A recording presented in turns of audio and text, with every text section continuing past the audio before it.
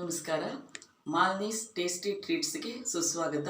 ಇವತ್ತು ನಾನು ಯಾವ ಥರ ಬಿಸಿಬೇಳೆ ಹುಳಿಯನ್ನು ಮಾಡ್ತೀನಿ ಅಂತ ಹೇಳ್ಕೊಡ್ತಿದ್ದೀನಿ.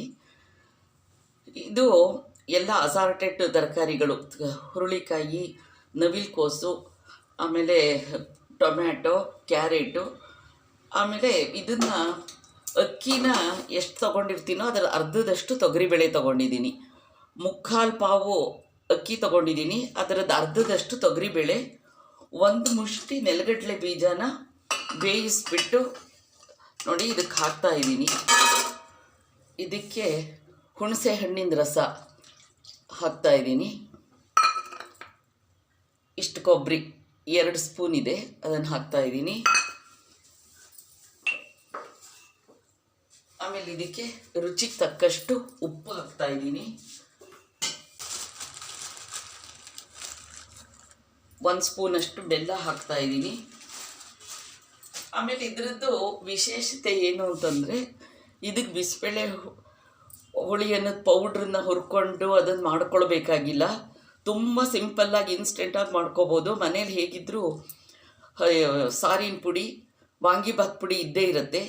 ಅದು ಎರಡನ್ನು ಸಮ ಪ್ರಮಾಣದಲ್ಲಿ ತೊಗೊಂಡಿದ್ದೀನಿ. 3 ಚಮಚ ತೊಗೊಂಡಿದ್ದೀನಿ, ಅದನ್ನು ಹಾಕ್ತಾಯಿದ್ದೀನಿ.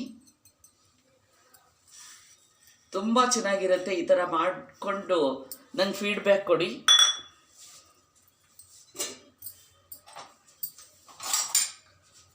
ಇದನ್ನು ಕೂಡಿಸ್ಬಿಟ್ಟು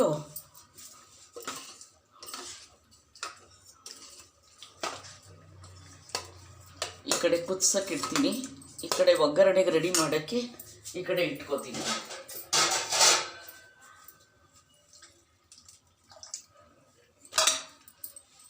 ಈ ಕಡೆ ಇಡ್ತಾ ಇದ್ದೀನಿ.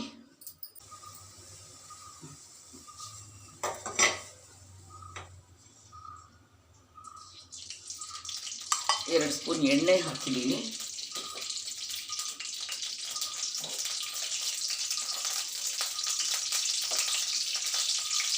ಸ್ವಲ್ಪ ತುಪ್ಪ ಹಾಕ್ತಾಯಿದ್ದೀನಿ. ಸಾಸಿವೆ ಮುಂಚೆ ಹಾಕ್ತಾಯಿದ್ದೀನಿ. ಅದು ಸಿಡಿದ ಮೇಲೆ ಜೀರಿಗೆ, ಒಂದು ಸ್ವಲ್ಪ ಅರಿಶಿನ,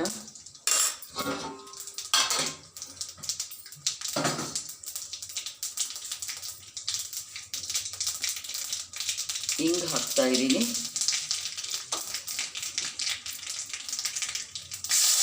ಕರಿಬೇವಿನ ಸೊಪ್ಪು ಹಾಕ್ತಾಯಿದ್ದೀನಿ.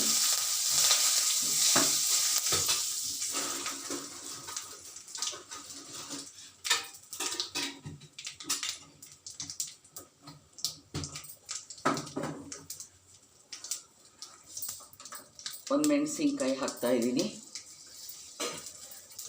ಆಮೇಲೆ ಗೋಡಂಬಿ ಹಾಕ್ತಾಯಿದ್ದೀನಿ. ಬೇಯಿಸೋಕ್ಕೆ ನೆಲಗಡಲೆ ಬೀಜ 1 ಮುಷ್ಟಿ ಹಾಕ್ಕೊಂಡಿದ್ದೆ. ಇದು ಒಗ್ಗರಣೆಗೆ ಗೋಡಂಬಿ ತುಂಬ ಚೆನ್ನಾಗಿರುತ್ತೆ.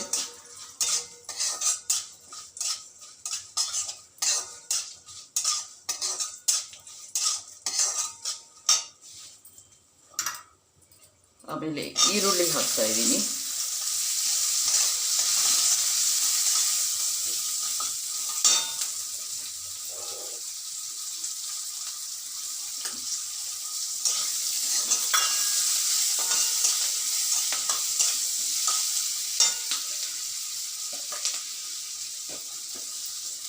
ಸ್ವಲ್ಪ ಉಪ್ಪು ಹಾಕ್ತೀನಿ.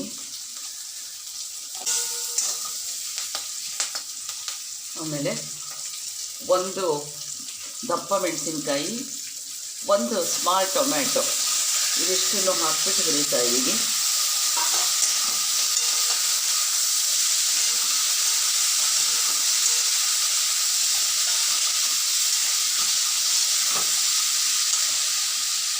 ಇದಕ್ಕೊಂಚೂರು ಉಪ್ಪು ಹಾಕ್ತಿದ್ದೀನಿ.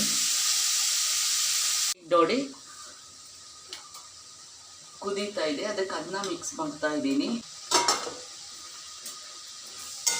ನೋಡಿ ಒಗ್ಗರಣೆನೂ ಆಗಿದೆ, ಬೆಂದಿದೆ. ಇದೆಲ್ಲ ದಪ್ಪ ಮೆಣಸಿನ್ಕಾಯಿ, ಟೊಮ್ಯಾಟೊ ಎಲ್ಲ.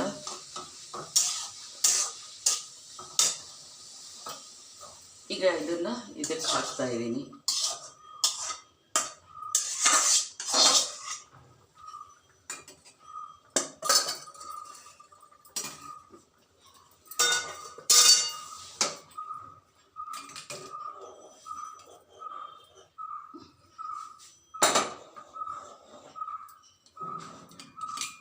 ನೋಡಿ, ರುಚಿಯಾದ ಬಿಸಿಬೇಳೆ ಅನ್ನ ರೆಡಿಯಾಗಿದೆ.